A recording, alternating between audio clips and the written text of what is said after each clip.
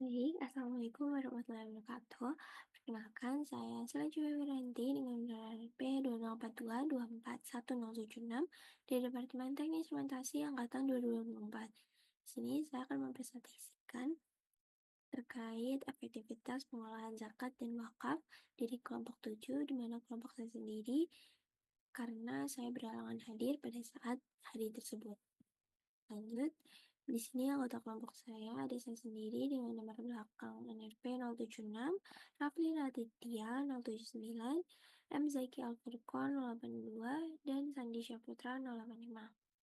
Nah, latar belakang dari presentasi ini yaitu zakat itu merupakan salah satu ajaran Islam yang terpenting, di mana zakat ini juga disandingkan dengan ajaran sholat, di mana zakat juga diwajibkan bagi orang yang mampu. Nah, ada dua jenis zakat, yaitu zakat fitrah dan zakat mal.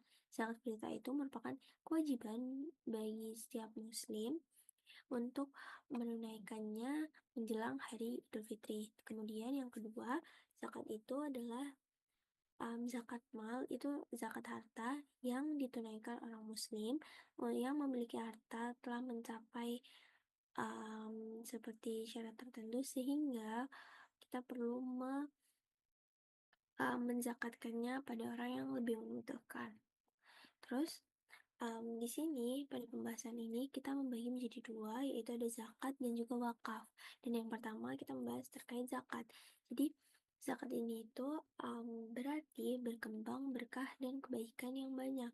Nah, maka dari itu zakat ini dikeluarkan harapannya agar bisa hartanya itu lebih tumbuh dan lebih berkah menjadi yang lebih baik, karena sesuatu hal yang diberikan oleh Allah itu hanyalah sebuah titipan. Nah, zakat ini memiliki dua sisi muzaki dan mustahik.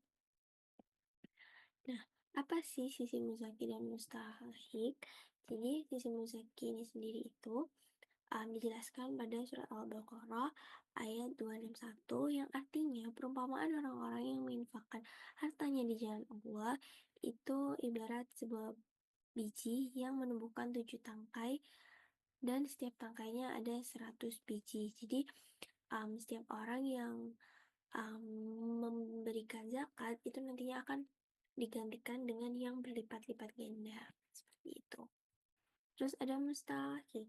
Zakat ini diberikan kepada orang yang memang membutuhkan dan dinamakan mustahik, dimana ini itu dilandaskan oleh hukum Al-Baqarah ayat 43 dan Al-An'am ayat 41. Nah, makna dan landasan wakaf menurut Islam. Nah, wakaf ini um, mungkin secara general itu seperti memberikan sesuatu yang kepemilikan kita.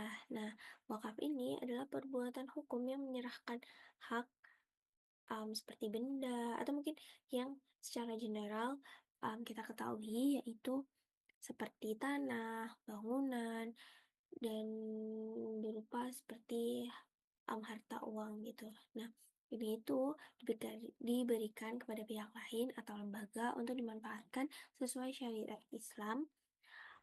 Sementara kepemilikannya itu tetap utuh tapi tidak berubah. Jadi hanya diberikan. Jadi misal ada sebuah masjid, jadi ini tuh diwakafkan dari bla bla bla. Maksudnya bla bla bla ini adalah dari nama seseorang tersebut.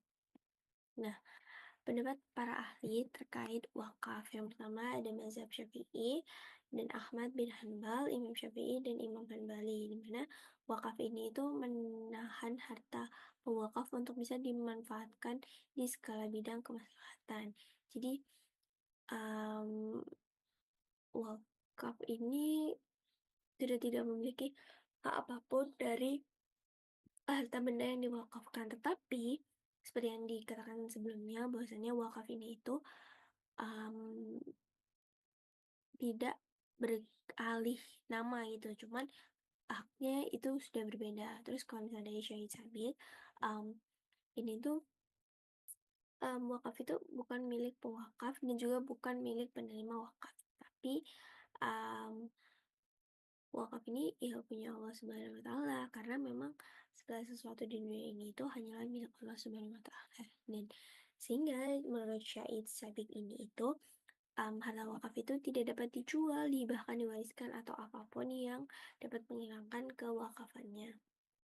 Nah, syarat sah wakaf di sini tuh dijelaskan bahwasannya benda yang bernilai terus harus jelas dan tidak menimbulkan persengketaan milik pewakaf sekaligus. Jadi kita tuh nggak boleh mewakafkan sesuatu yang memang bukan milik kita sepenuhnya gitu. Terus hartanya itu bukan milik bersama, sama halnya dengan penjelasan sebelumnya. Terus syarat yang ditetapkan mewakaf itu dapat diterima asalkan tidak melanggar prinsip dan hukum syariah. Nah, studi case yang pertama itu mengenai zakat, karena kita membahas dua, jadi studi case-nya ada dua, yang pertama itu zakat, dan yang studi case keduanya itu ada wakaf. Nah, yang pertama ini, pembayaran zakat di Surabaya, perbandingan efektivitas dan keabsahan pembayaran melalui masjid, lembaga resmi, dan pemberian langsung. Nah, dari sini kita mendapatkan 33 responden, di mana pengelolaan pada pembayaran zakat ini, mayoritas masyarakat di Surabaya ini melakukannya melalui masjid. Nah, pasti banyak sekali yang berpendapat bahwasanya masjid ini lebih efektif dibandingkan dengan pembayaran lainnya. Nah, dari sini kita mengkaji faktor-faktor yang mempengaruhi pilihan tersebut serta solusi untuk meningkatkan efektivitas dan kesesuaian zakat dengan syariah. Nah, ternyata faktor yang mempengaruhi ini pada peringkat 1 berdasarkan 33 responden ini, yang pertama adalah kemudahan akses dan proses pembayaran. Tentu kita ketahui bahwasanya di masjid itu sangatlah mudah, kita hanya perlu datang dan menyesuaikan oleh remaja-remaja masjid yang ada di sana. Yang kedua, kepercayaan terhadap pengelolaan zakat. Nah, mungkin dari seseorang masyarakat atau mungkin mahasiswa seperti kita itu sangatlah awam terkait adanya pengelolaan zakat seperti dari lembaga, karena menurut saya sendiri, Basnas yang sudah sangat terkenal pun terkadang banyak sekali beberapa mayoritas orang yang belum mengetahui hal tersebut. Yang ketiga, keabsahan menurut pandangan syariah. Nah, ini tuh juga menjadi trigger untuk para pemberi zakat yang mampu, karena kita tentu ingin memberikan zakat itu sesuai atau mungkin sampai pada orang yang tepat. Terus yang keempat, keinginan untuk melihat dampak langsung dari zakat. Nah, untuk faktor keempat ini itu tuh biasanya terjadi di responden yang memang memberikan zakatnya langsung kepada orangnya. Nah, solusi dari kami yang pertama adalah peningkatan sosialisasi dan edukasi terkait manfaat zakat di lembaga resmi. Nah, tujuan dari efektivitas ini kan untuk memberikan efektivitas menyeluruh pada lembaga yang memberikan zakat. Nah, solusi terbaik agar masyarakat ini lebih memilih menyalurkan zakat mereka melalui lembaga resmi itu ya dengan cara meningkatkan sosialisasi. Karena dari Basnas sendiri pun banyak sekali masyarakat yang belum mengetahuinya. Terus solusinya adanya verifikasi penerimaan manfaat berdasarkan 8 golongan asnaf. Nah, 8 golongan ini termasuk orang-orang yang berhak menerima zakat, yaitu fakir, miskin, amif, mu'alaf, rikob, gharib, fisabilillah, dan yang terakhir ibnu sabil. Terus solusinya yaitu peningkatan keabsahan pembayaran zakat menurut syariah. Nah, ini itu karena banyaknya masyarakat yang tertrigger terkait keabsahan pembayaran ini, menurut Bank Syariah dari teori ke praktik 2001, kita perlu memberikan otorisasi sertifikat keagamaan bahwa pembayaran zakat melalui lembaga resmi itu tetap sah dan sesuai dengan tuntunan Islam agar meningkatkan kepercayaan masyarakat awam terhadap lembaga resmi. Nah, kesimpulannya, pengelolaan zakat dan wakaf yang efektif itu tidak hanya bergantung pada ketersediaan lembaga resmi, tetapi juga pada tingkat pemahaman, kepercayaan, keterlibatan masyarakat. Terus berdasarkan hasil survei, keberhasilan pengelolaan zakat itu dipengaruhi oleh kemampuan lembaga dalam membangun transparansi, menjaga keabsahan syariah, dan kemudahan akses bagi para musafir. Nah, studi case yang kedua membahas terkait wakaf. Nah, wakaf ini itu bagaimana kita itu mengelola wakaf secara produktif melalui wakaf produktif BWI, Badan Wakaf Indonesia, dan Dompet Duafa. Nah, meskipun potensinya besar pada pengelolaan wakaf produktif di sini, itu masih terjadi kendala terkait efektivitasnya karena banyak sekali masyarakat yang mungkin belum mengetahui perkembangan yang wakaf produktif ini. Nah, faktor yang mempengaruhi efektivitas pengelolaan wakaf produktif itu ada 5. Yang pertama, regulasi yang belum kuat. Jadi, banyak sekali lembaga-lembaga yang belum memiliki regulasi yang sangat kuat. Terus kurangnya pemahaman masyarakat. Tentu kita ketahui, mungkin wakaf itu hanyalah sekedar bangunan, sekedar uang, sekedar tanah. Padahal pemahaman ini tuh sangatlah minim. Kita tuh perlu mengetahui bahwasanya wakaf itu tidak hanya seperti itu dan kita memiliki wakaf produktif yang mungkin sangat relevan bagi Gen Z sekarang. Terus manajemen yang belum profesional, minimnya modal dan inovasi, dan kurangnya kepercayaan pada publik.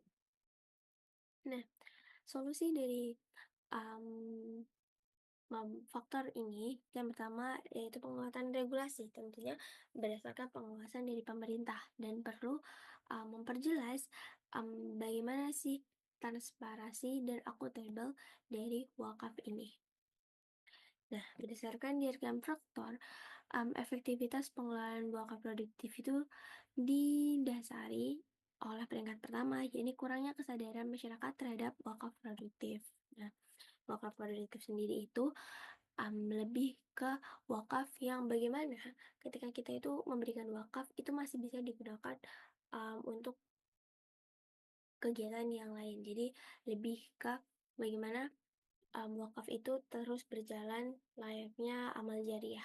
Nah, dari diagram ini kita bisa tahu bahwasannya mayoritas masyarakat itu menyadari bahwasannya regulasi yang lebih ketat dan mendukung pengelolaan wakaf itu sangatlah penting. Terus habis itu kita tuh perlu sosialisasi dan edukasi terkait wakaf produktif, peningkatan profesionalisme wakaf dengan melakukan transparansi dan pelaporan hasil, dan meningkatkan transparansi pengelolaan dana wakaf dengan akuntabilitas. Nah, kesimpulannya, pengelolaan wakaf produktif di Indonesia itu membutuhkan pendekatan yang lebih terstruktur dan lebih profesional dengan edukasi dan kegiatan sosial yang lebih mendekat ke masyarakat. Karena dari sini, kita akan meningkatkan kualitas tata kelola, membangun kepercayaan publik dalam pemahaman terkait wakaf produktif.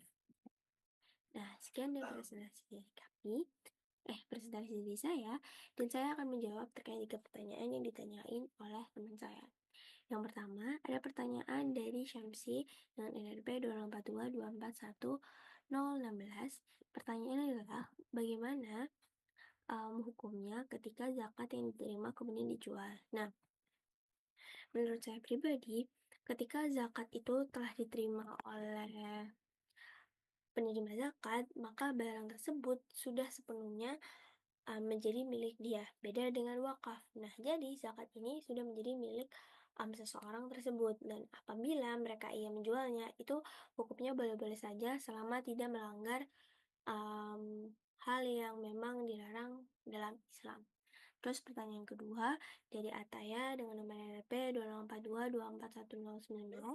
Bagaimana pendapat kamu jika tanah wakaf dijadikan pabrik secara tiba-tiba? Nah, menurut saya pribadi, sekalipun tanah wakaf itu diberikan kepada seseorang atau mungkin suatu orang, itu kita tidak bisa membuatnya atau mengalihfungsikannya secara tiba-tiba atau sembarangan, karena perubahan fungsi dari tanah wakaf sendiri itu perlu adanya izin dari pewakaf atau mungkin yang lebih punya wewenang, dan sehingga apabila secara tiba-tiba tanah wakaf tersebut dijadikan pabrik yang memang outputannya itu sangatlah membantu masyarakat sekitar. Namun, kita tetap pada dalih hukumnya itu tidak diperbolehkan, dan menurut saya itu juga tidak baik karena bisa jadi itu melanggar hukum yang sebenarnya gitu.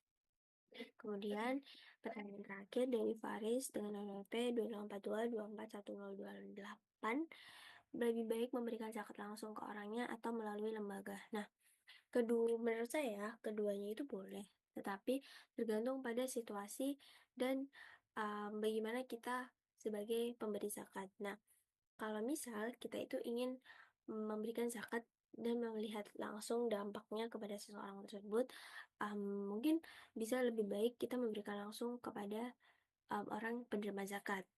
Nah, tetapi apabila kita ingin lebih, terstruktur atau mungkin lebih,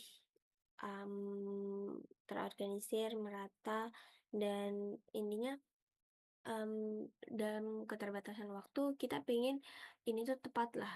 Nah, itu bisa jadi kita lebih memilih lembaga karena dari situ kita sama halnya seperti masjid, kita hanya perlu, datang dan juga membayar. Dan kurang lebih menurut saya tidak ada salah dari ketiga metode pembayaran tersebut dan itu sama halnya, dan kesimpulannya menurut saya, tidak ada yang salah dari bagaimana cara kita memberikan zakat, di mana kita itu memberikan zakat ikhlas dari diri kita. Nah, seperti yang dijelaskan di At-Taubah 103, ambillah zakat dari sebagian harta mereka, dan zakat itu akan membersihkan dan menyucikan mereka. Sekian dari presentasi dari saya. Wassalamualaikum warahmatullahi wabarakatuh.